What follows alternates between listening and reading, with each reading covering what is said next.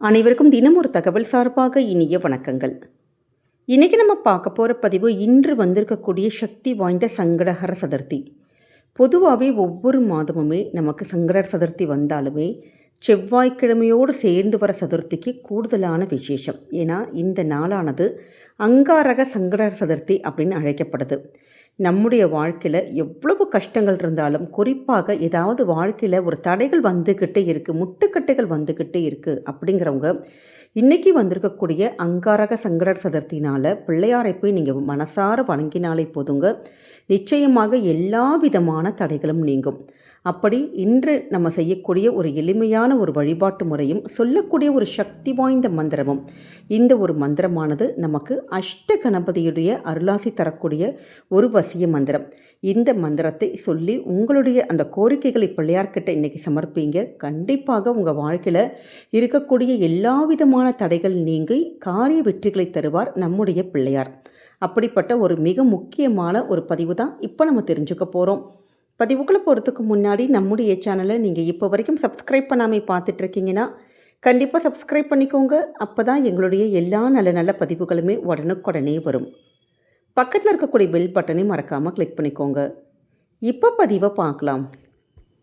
பொதுவாகவே சங்கடஹர சதுர்த்தி அப்படின்னாலே ரொம்ப ரொம்ப விசேஷம். நம்முடைய வாழ்க்கையில் எவ்வளவு சங்கடங்கள் இருந்தாலும் அதை தீர்க்கக்கூடிய அற்புதமான ஒரு நாள். இதுவும் செவ்வாய்க்கிழமையோடு வந்திருக்கக்கூடிய இந்த அங்காரக சங்கடஹர சதுர்த்தியானது நம்ம வாழ்க்கையில் இருக்கக்கூடிய செவ்வாய் சம்பந்தப்பட்ட அந்த கிரக தோஷங்கள் எதுவாக இருந்தாலும் அதை நீங்குவதற்கும், கடன்கள் ப்ளஸ் நமக்கு ஏதாவது ஒரு காரிய தடைகள் வந்துக்கிட்டே இருக்குது, அந்த தடைகள் எல்லாம் விலகுவதற்கு இன்றைக்கி பிள்ளையாருடைய வழிபாடு ரொம்ப ரொம்ப விசேஷமான நாளாக கருதப்படுது.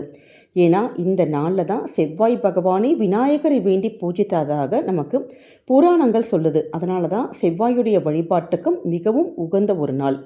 இந்த நாள் ரொம்ப ரொம்ப ஒரு அபூர்வமானது. அது மட்டும் இல்லாமல் அதிகமான ஒரு பலன்களை, அதாவது உடனுக்குடனே ஒரு தரக்கூடிய ஒரு பலன்கள் நமக்கு நிச்சயமாக கிடைக்கும்னு சொல்லப்படுது. அதோடு கூட நல்லபடியான ஒரு கோடீஸ்வர யோகம், நமக்கு இந்த கடன் பிரச்சனைகள், நமக்கு பணம் சம்பந்தப்பட்ட பிரச்சனைகள், இடம் பூமி நிலம், திருமண தடைகள் யாருக்காச்சும் வந்துக்கிட்டே இருக்குது அப்படின்னா தொடர்ந்து 11 செவ்வாய்க்கிழமை, அதாவது இன்றைக்கி ஒரு செவ்வாய்க்கிழமை நீங்கள் ஆரம்பிச்சிங்கன்னா 11 செவ்வாய்க்கிழமை தொடர்ந்து யார் ஒருத்தங்க பிள்ளையாரை வணங்கி நம்ம வேண்டி சில எளிமையான தீப வழிபாட்டு முறைகள், ஸ்லோகங்கள் அப்படி பிள்ளையார மனசார வேண்டுறோமோ அந்த திருமணத்தில் இருக்கக்கூடிய அந்த தடைகள் எல்லாம் நீங்குங்கிறது தான் இதில் இருக்கக்கூடிய ஒரு சூக்ஷ்மமே.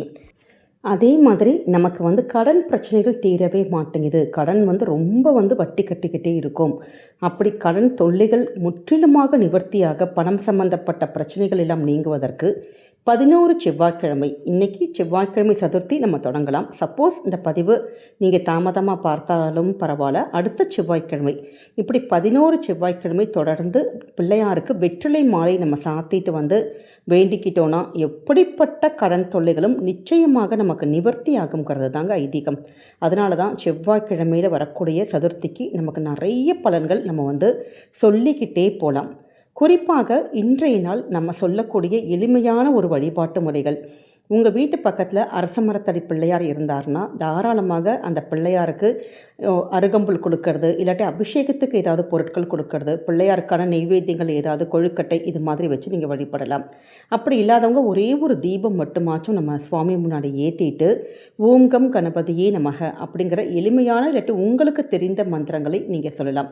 அதே மாதிரி எப்பயுமே நம்ம அரச மரத்தடி பிள்ளையார்னா இந்த பிள்ளையாருக்கு பின்னாடி நாகர் இருப்பார். அந்த நாகர் நமக்கு வச்சுருப்பாங்க பார்த்தீங்களா, அந்த பாம்பு உருவத்தோடு கூட்டிகிட்டு அந்த பிரதிஷ்டை பண்ணுற இடத்துல நம்ம ஒரு தீபங்கள் ஏற்றி அந்த நாகரையும் சேர்த்து வழிபடுறப்ப கேதுவால் ஏற்படுகின்ற தோஷங்கள் எல்லாமே நமக்கு நிவர்த்தி ஆகும். ஏன்னா ஒருத்தருடைய ஜாதக ரீதியாகவும் சரி, நமக்கு தடைகள் வந்துக்கிட்டே இருக்குது, படிப்பில் தடை, செய்கிற தொழிலில் தடை, நமக்கு வருமானங்கள் பத்தலை, கடன் பிரச்சனை, இப்படி தடைகள் மேலே தடைகள் வரவங்க எல்லாருமே கேதுவை வழிபட நிச்சயமாக நமக்கு எல்லா தடைகளும் நீங்கும். அதனால தான் இந்த கேதுவுக்கான உரிய ஒரு தெய்வம் பிள்ளையாரை நம்ம வழிபட்டாலே போதும். அதுவும் இந்த நாகரை நம்ம வழிபடுறப்ப நிச்சயமாக நம்முடைய தடைகள் எல்லாம் நிவர்த்தி ஆகுங்கிற நம்பிக்கை.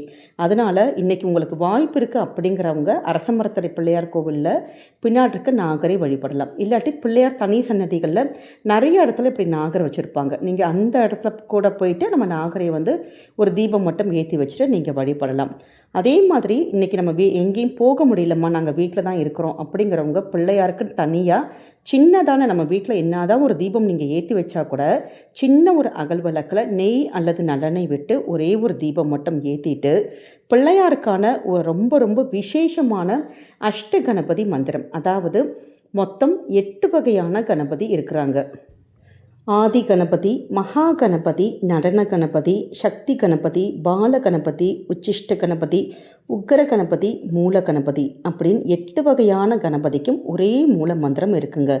இந்த சக்தி வாய்ந்த மூல மந்திரத்தை நம்ம நம்முடைய பூஜையில் உங்களுக்கு முடியும் அப்படிங்கிறவங்க 108 முறை நம்ம சொல்லுவது விசேஷம். இந்த மந்திரத்தை நிறைய விஷயத்துக்கு நம்ம பிரயோகப்படுத்தலாம். இப்போ நம்ம வீட்டிலேயே இருக்கிறோம் அப்படிங்கிறவங்க 27 முறையோ 108 முறையோ நீங்கள் சொல்லி தீபம் மட்டும் ஏற்றிட்டு உங்களுக்கான அந்த கோரிக்கைகள், உங்களுக்கு காரிய சித்தி நடக்கணுமோ நம்ம சொல்லி வேண்டி கேட்குறப்ப நிச்சயமாக பிள்ளையாருடைய அனுகிரகம், அதுவும் இந்த 8 வகையான கணபதியுடைய அந்த அனுகிரகமானது பரிபூர்ணமாக நமக்கு கிடைக்குங்கிற ஐதீகம் இருக்குது. அப்படிப்பட்ட சக்தி வாய்ந்த மந்திரம் ஓம் கிளி அங் உங், ஓம் கிளி அங் உங். இந்த ஒரு மந்திரத்தை நம்ம ஒவ்வொரு விதமாக, அதாவது உங்களுக்கு ஏதாவது பக்கத்தில் நீங்கள் கோவிலுக்கு போகிறீங்கன்னு வச்சுக்கோங்களேன், கோவிலுக்கு போக இன்றைக்கி வாய்ப்பு இருக்குது, நாங்கள் கோவிலில் உட்காந்து இந்த மந்திரத்தை ஜெபிக்கிறோன்னா கையில் ஒரே ஒரு தேங்காய் மட்டும் வச்சுட்டு இந்த மந்திரத்தை 108 முறை எந்தவித டிஸ்டர்பன்ஸும் இல்லாமல் ஓம் கிளி அங் உங் அப்படின்னு மனசார அப்படி உட்காந்து தேங்காயை கையில் வச்சு 108 முறை சொல்லிவிட்டு நீங்கள் பிள்ளையாருக்கு செதற தேங்காய் அப்படி உடச்சிட்டு வந்தீங்கன்னா கண்டிப்பாக எப்படிப்பட்ட காரியங்களும் உங்களுக்கு சித்தியாகும்.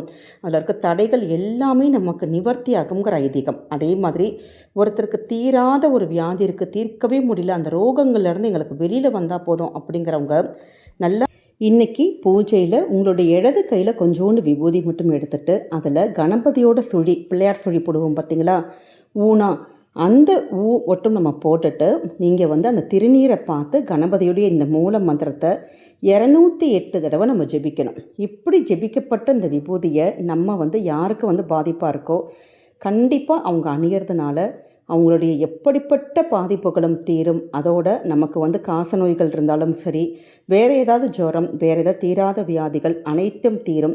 வஞ்சனைகள், ஏவல், பில்லி, சூனியம், இது மாதிரி பலவிதமான தோஷங்களையும் நீக்கக்கூடியது தான் இந்த அற்புதமான இந்த மந்திரமும் மந்திரத்துடைய அந்த விபூதியுடைய மகிமையும்.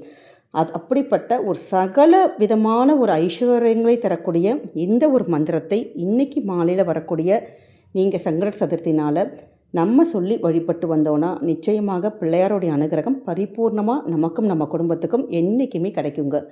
இந்த பதிவானது நிச்சயம் உங்கள் எல்லாருக்கும் பிடிச்சிருக்கும்னு நினைக்கிறோம். நம்முடைய கமெண்ட் செக்ஷனில் ஓம்கம் கணபதியே நமக அப்படிங்கிற அற்புதமான மந்திரத்தை பதிவிடுங்க. பிள்ளையாருடைய அருட்கடாட்சம் உங்களுக்கும் உங்கள் குடும்பத்துக்கும் என்றைக்குமே பரிபூர்ணமாக கிடைக்கும். இந்த பதிவு நீங்கள் பார்க்குறதோடு மட்டும் இல்லாமல் உங்களுக்கு தெரிஞ்ச ஃப்ரெண்ட்ஸ் அண்ட் ஃபேமிலி மெம்பர்ஸ்க்கும் ஷேர் பண்ணுங்கள். ஏன்னா கொஞ்சம் அவசர பதிவாக இதை நாங்கள் அப்லோட் பண்ணிட்டோம். கூடுமான வரைக்கும் அடுத்த முறையிலிருந்து சீக்கிரமாகவே எல்லா வீடியோவையும் அப்லோட் பண்ணுறேன். மீண்டும் வேறொரு நல்ல பதிவில் சந்திக்கிறோம். நன்றி, வணக்கம்.